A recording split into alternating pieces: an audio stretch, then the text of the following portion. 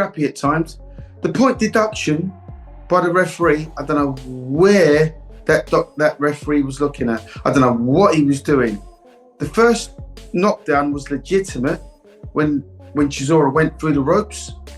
The second one was more through fatigue, where Wilder had backed him up onto the ropes. He threw a shot, it didn't hit. I don't think that's your job, Mr. Referee. You're not supposed to, and if you hadn't helped him back into the ring, he would have been counted out. Times it came up the middle, a lot of the time it was landing high on Chisora's head. Obviously Chisora's down here coming in low, isn't he? So he's catching him there, and I thought it seemed like things were against him tonight, Wilder. Do you know what I mean? I thought the referee. I was about to watch it. Like, yeah, referee. I mean, it's a good fight. It was a competitive fight. I thought Wilder won. I thought he won. But listen, Del Boy's a warrior, unbelievable heart, and a good entertaining fight. Boxing pros slam Derek Chisora for accusing referee after loss to Deontay Wilder, and critics are now questioning his reaction to the referee as well. Instead of accepting responsibility, Chisora highlights alleged mistakes, but analysts argue this is deflection. They point out that the referee managed a chaotic physical fight, and blaming him overshadows Wilder's key moments and Chisora's own mistakes in the ring.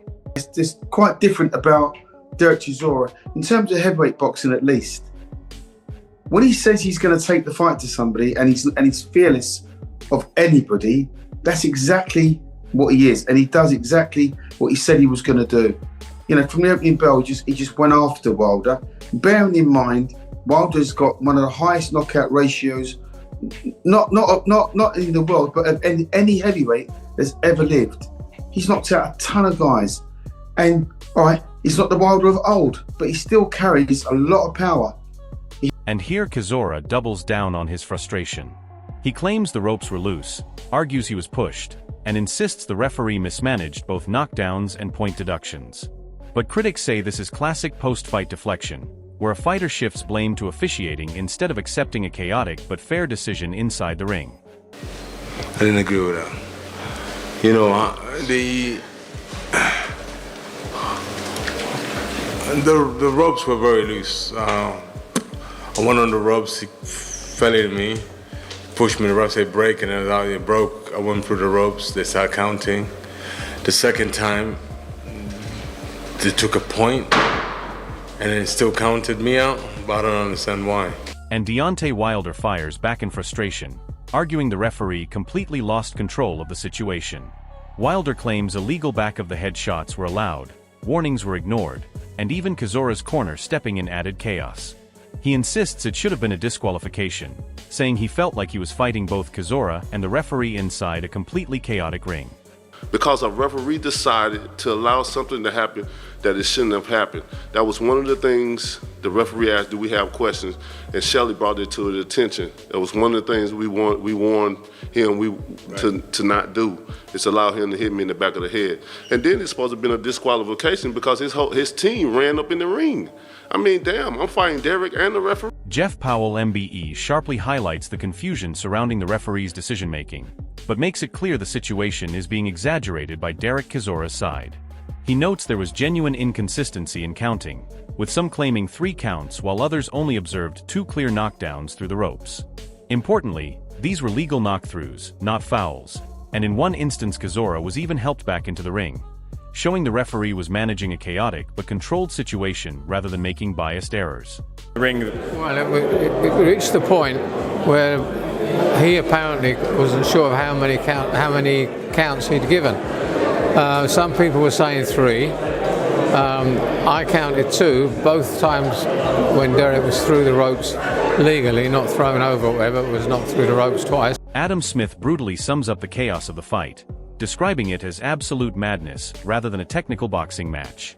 He makes it clear there was no clean boxing on display, just a brutal war of attrition where both fighters relied on toughness, pride, and survival instincts. Smith highlights that at this stage of their careers, Chisora and Wilder gave fans a pure street fight style battle, full of resilience and damage, delivering 12 rounds of non-stop action that entertained the crowd despite the lack of technical discipline. It was quite eventful. It was absolute madness. Crazy fight, fun fight. Fans loved it. How do you dissect it? So much happened. I think you don't look at it as any technical skills, and they're all warriors, aren't they? You look at it as what it was, a street fight, a war, two guys going for it, pride, showing great chins actually, resistance, resilience. At their ages and stages, they owe us nothing in the boxing world, and they dished up 12 rounds of that, which was fun for the... Eddie Hearn gives a balanced take, admitting Deontay Wilder looked better than expected, even if not fully convincing. He highlights how tough Derek Chisora is, making it clear this was never going to be easy. Still, there's a sense Wilder did just enough, even if questions remain. I thought he looked better. I thought he looked better. Listen, Chisora's not easy. Do you know what I mean? He's a tough man. He's not an easy guy to beat. Obviously, I wasn't impressed with Wilder, but I was more impressed than I thought. If that makes sense. Frank Warren makes it clear that Deontay Wilder didn't just rely on power. He showed patience and durability under fire. Even after taking heavy shots, Wilder stayed composed, slowly breaking Derek Chisora down before landing those decisive punches. That ability to absorb pressure and still find a fight-ending moment is what separates him from most heavyweights today. You know, he's got a tremendous chin, as you see. He took some really big shots, but he was very patient. He works hard and broke him down. And when he got the opportunity to catch him clean, those two shots were phenomenal. Phenomenal. Kala Sauerland highlights exactly what fans witnessed, a throwback war that delivered on every promise. With both Deontay Wilder and Derek Chisora leaving everything in the ring, the fight became a chaotic, unforgettable spectacle. From start to finish, it had intensity, drama, and moments that kept fans on their feet throughout. We got a fight which had everyone on their feet in the last round, with an atmosphere that you couldn't cut through, and it was insane. It delivered. They delivered exactly what it said on the tin.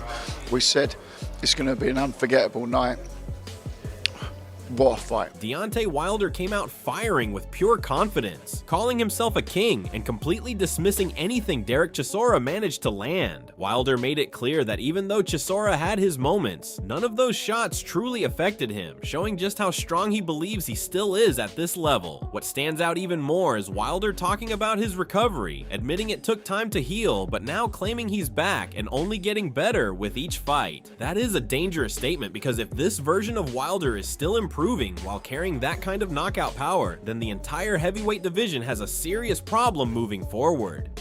Derek got a lot of good shots off, but, you know, it wasn't nothing to a king. You know, I'm a king, and I showed that tonight. The punches I absorbed, and I came back. It's all about having fun. I had to heal. You know, it took a long time for me to heal, but I'm back, and I'm gonna get better and better each and every time. You know, and man, what a fun night tonight. Fabio breaks down the fight as pure chaos, saying it had everything: ups, downs, knockdowns, and constant momentum shifts between Deontay Wilder and Derek Chisora. He describes it as a difficult bout to score, with both fighters having their moments, but slightly leaning towards Wilder for landing the cleaner work in key exchanges. Despite the confusion, he agrees it was a close and entertaining scrap that could have gone either way, depending on perspective. Yeah, look, it was everything you thought it was going to be. Entertaining, had its ebbs and flows, had its ups and downs, it had its moments.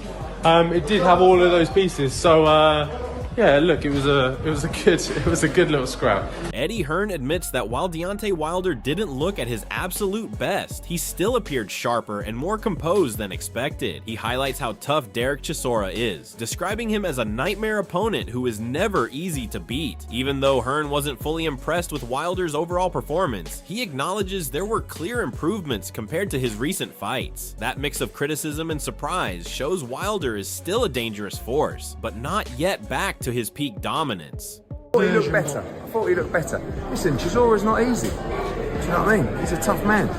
He's not an easy guy to beat. Obviously, I wasn't impressed with Wilder, but I was more impressed than I thought. If that makes sense. Adam Smith breaks down the fight by focusing on Wilder's key improvements in movement, timing, and shot selection. He points out how Wilder's jab set up attacks, while body shots and the right hand over the top repeatedly broke through Derek Chisora's defense. According to Smith, it wasn't just raw power that made the difference, but smarter positioning and cleaner punching. These technical adjustments ultimately created the moments that shifted momentum and decided the outcome of a chaotic heavyweight battle. Feet are phenomenal. His jab was great. Body shots, particularly tonight, targeted. The right hander. Liam Guff explains how the fight quickly turned messy from the opening rounds as Derek Chisora came charging forward like a bull, forcing Deontay Wilder backwards and off balance against the ropes. He highlights that Chisora consistently targeted the body early, landing heavy shots that made Wilder look uncomfortable at times. According to Goff, Wilder was forced into more clinching than usual, showing he was not able to establish his rhythm easily. From the very first round, it was clear this would not be a technical chess match, but a chaotic and physically demanding war. Both fighters ended up trapped on the ropes early, creating a messy but exciting atmosphere that set the tone for the entire fight. Chisora was like bull rushing him like a bull in the china shop. It meant that Wilder was already backing himself up to the ropes even faster and even more off balance. And Chisora made a concerted effort to go to Wilder's body. He was letting some of those body shots go from very, very early on. And I did feel at times Wilder looked a little bit uncomfy. He was clinching a lot more than we're ever used to seeing him. But we were, from the first round, it was apparent we were in for a very wild fight and a fun fight, but a very messy fight at the same time. Because towards the back end of the first round, both guys ended up on the ropes, and it was weird. They nearly... Sean Zittel believes the fight showed two worn warriors in the ring, with both Deontay Wilder and Derek Chisora well past their prime, but still fighting with heart and determination. He explains that despite their decline, they produced an entertaining contest full of momentum swings and damage on both sides. Zittel feels a split decision was the correct outcome, as Wilder had the bigger moments by hurting Chisora multiple times with clean power shots. However, he also notes that Chisora's constant pressure and work rate kept him competitive throughout the fight. Ultimately, it became a battle between Wilder's impact punches and Chisora's volume, making it one of those fights that could reasonably be scored either way, depending on perspective. The decision's fair because this fight came down to Wilder hurting Chisora multiple times, getting more leverage the times he was able to get off with his punches, but Chisora outworking him for stretches of the fight, for big portions of the fight, where he just burrowed his way in, bulled his way in, and got clubbing shots into the body. A lot of times, though, in this fight, Wilder would clinch Chisora once he got to the real estate he wanted to get into, which was his chest, and he got there very often, and he got Wilder on the ropes very. Carl Frampton admits that while he leaned slightly towards Deontay Wilder, the fight itself was extremely difficult to score due to constant chaos and momentum shifts. He explains that the rounds were so messy and unpredictable that many expected completely different scorecards across the board. Frampton also reflects on Derek Chisora, suggesting it may not have been the fairy tale ending he wanted, but still praising his effort and legacy. He emphasizes that Chisora has nothing left to prove, calling him a true icon of heavyweight boxing over the past 15 to 20 years. Despite the defeat, Frampton believes both fighters deserve respect for delivering a brutal, entertaining fight that fans will remember for its intensity and drama rather than technical perfection. I thought Deontay won, but it was hard to score because the rounds were so chaotic, really. I expected the scorecard to be all over the place, which it kind of were, but we all feel for Derek. After all the chaos, controversy, and back and forth action, the fight between Deontay Wilder and Derek Chisora leaves fans with one big question. What really matters more, clean moments of power or relentless pressure and heart? Wilder had the bigger punches and fight-changing shots, while Chisora brought non-stop aggression, pushing the pace from the first bell to the last. The debate over the result, the refereeing, and the scoring will continue long after the final bell. Because this was not a clean boxing lesson, it was a war. Both men proved they still belong at a high level, even if questions remain about how far they have left in their careers. In the end, fights like this are what keep boxing alive. Unpredictable, emotional, and controversial. Now it's your turn. Who really won this war in your eyes? Was it Wilder's power or Chisora's pressure? Drop your opinion in the comments and join the debate.